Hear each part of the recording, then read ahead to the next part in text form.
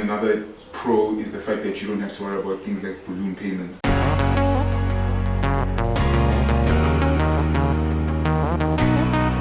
Like an asset cannot be something that's depreciating. Like, how is this an asset? Why am I keeping something that's losing value? Every day it starts, yeah. Exactly. I mean, look at Floyd. This guy collects watches, bro. That's assets, bro. Because those things are just increasing in value, bro. Basically, yeah. So just one thing, now that you asked me, I remember now with the installment sale, is the whole thing of deposits. When you talk about, if you want to take out, an installment sale with a dealership, the reason why you pay deposit is to make sure that your monthly repayments are a lot lower and that you can pay it off quicker. Yes.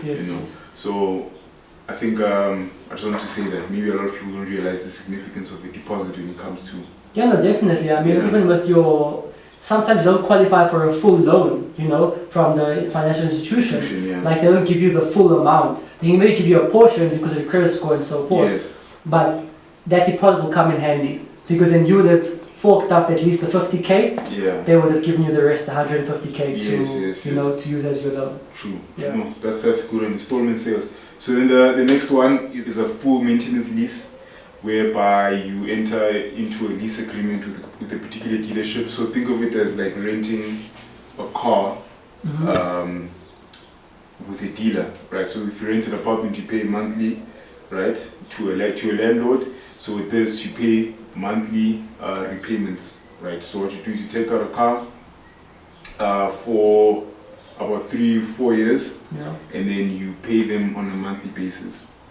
Okay. Right. So it's not an installment per se. Okay, it is, if you're gonna go technical with it, but it's just a monthly repayment for using the car. Yeah. Understand? And obviously it's a lot. It's like renting. It's basically renting a vehicle. Yeah, it's like you're renting the vehicle. Basically, So some of the pros to going this route of financing a vehicle, FML, should sound like fuck my life. Yeah. Full maintenance lease, I'm going to say that, is that first of all, your monthly repayments are a lot lower compared to your installment sale, right? And the monthly repayments or monthly payments, there's your maintenance costs and your insurance already included in that payment every month. So you don't have to, the responsibility doesn't rest on you to go and look for insurance and servicing. Like installment sale, yeah. You know what I mean? So already those things are included in your monthly payments. Yeah. Okay. So also with the full maintenance lease, another pro is that you have no hassle of having to dispose it on your own once you want to sell the vehicle. So you don't have to, have the trouble of trying to find a buyer for your vehicle. You just have to simply return it to the dealer. And also another pro is that you can continuously get, if you do choose to take up another lease agreement, you can continuously get new vehicles, new models. So you want to get a better model, a faster model, or something that's more fuel savvy or whatever. You can obviously trade up.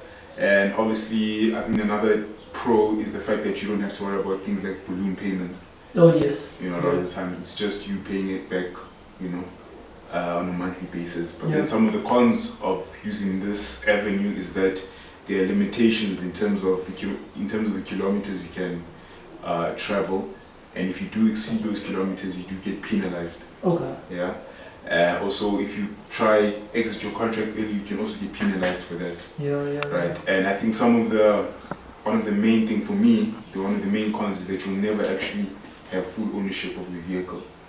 Yeah. Unless it's a lease to buy agreement, of which I'm not sure if those are quite common out here.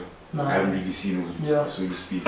So you never actually have full ownership of the vehicle. So it's just a continuous, you buying, you take the vehicle, you pay it every month until the loan agreement reaches its end. Yeah. That's an interesting one, bro. I never really knew there was a lot of people, or I didn't even knew there was that happening. Like, I didn't know you could buy a lease agreement. Yeah. It's the first time I hear about it, but interesting, bro. Interesting. Yeah, so with that lease agreement, guys, it brings me to my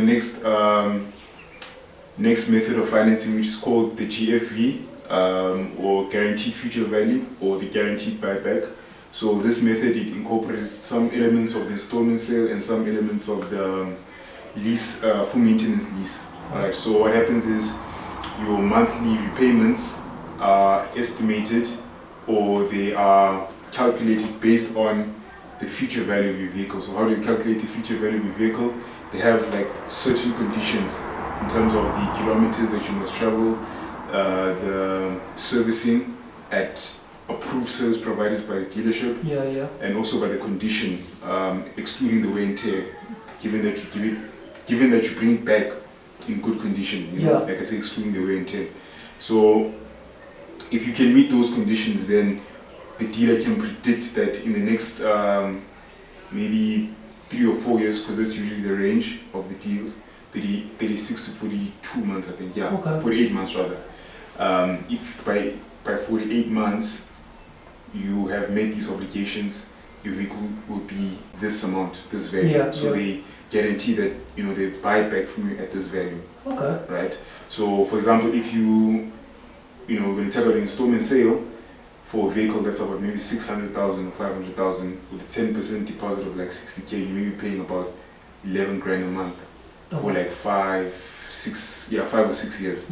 Right? But with this one, you could pay maybe about like maybe 6.5. You see, so it's a cheaper option than the installment sale. As I said, it incorporates some elements of installment, some elements of the full maintenance lease.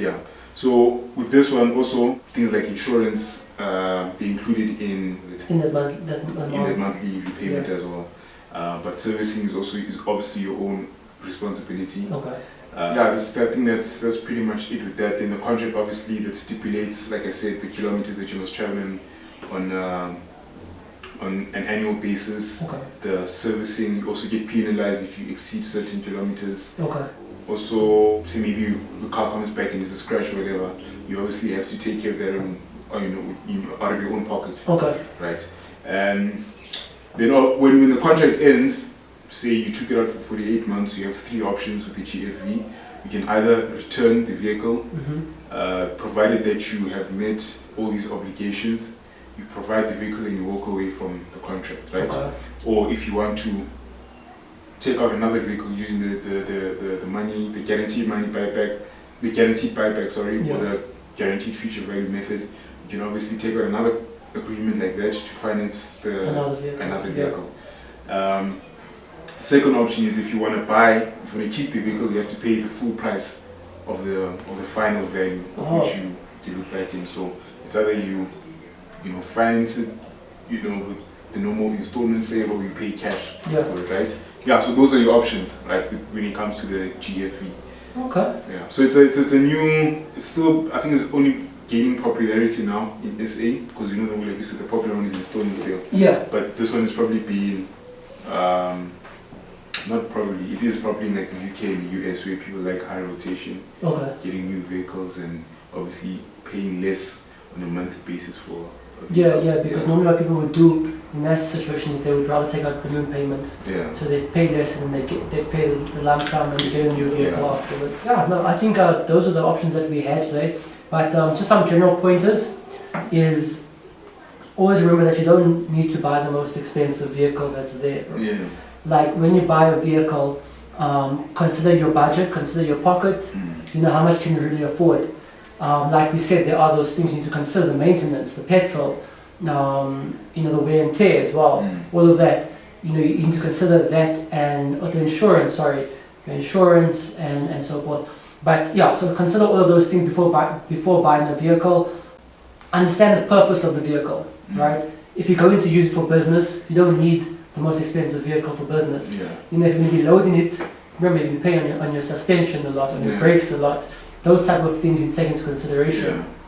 And if you're using it just for work, let's say work's a far distance, buy a light vehicle that's light on fuel. Not to be a bit disrespectful, but don't buy a Bajaj if you're gonna that Bajaj that box, little cardboard box, whatever it is.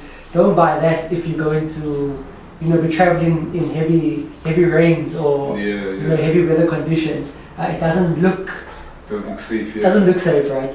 But nonetheless, I'm not a car expert. I've only seen snippets and and videos of how this car is on the inside. Yeah. You know, it doesn't have paneling to cover all the nuts and the bolts and everything's all visible. Yeah. It's like if you take a tuk-tuk and put an extra wheel on it. Yeah, yeah. You know, it's exactly like that. Yeah. So you know, you really be concerned about the vehicle that you want to buy.